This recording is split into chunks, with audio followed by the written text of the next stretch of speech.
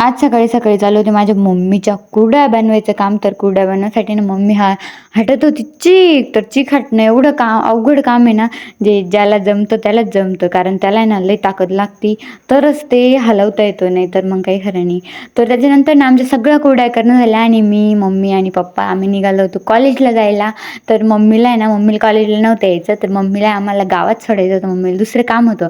आणि नंतर आम्ही जाणार होतो कॉलेजला.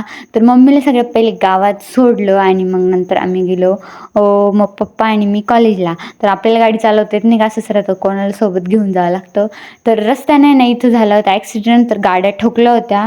तर पण बरं झालं, कोणाला लागलं नव्हतं, फक्त गाड्यांचंच नुकसान झालं होतं. त्याच्यानंतर आम्ही कॉलेजवरून आलो आणि मग गेलो होतो कृषी सेवा केंद्रामध्ये. कारण ना आपल्या टमाट्यासाठी घ्यायचे होते औषधं घेतले आणि पावती घेतली त्यांच्याकडून, कसे सोडायचे ते विचारलं. आणि मग नंतर परत जायचं होतं आपल्या टोमॅटोच्या प्लॉटवर पाहायला. आणि मग नंतर आम्ही शेतात गेलो होतो. शेतात जाताना ना इकडं सगळे वावर पेटविलं होतं, त्याच्यामुळे आमची गाडी गेलीच नाही. मग आम्ही गाडी उभी केली मागं आणि चालत चालत गेलो. आलो ना तर इथं विहिरीवर आहे ना सगळ्या पाईपानं पाणी वाया चाललं होतं.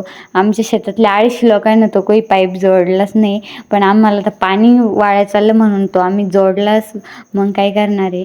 मग आता शेतामध्ये टमाटे चक्कर मारायला गेले, तर टमाटे आता मस्त झाले होते. तर औषध सोडलं तर अजून भारी होतील. तर आज एक पोरगी मला कॉलेजमध्ये विचारत होती, तू खरंच काम करते शेतात का फक्त व्हिडिओज बनवायला जाते?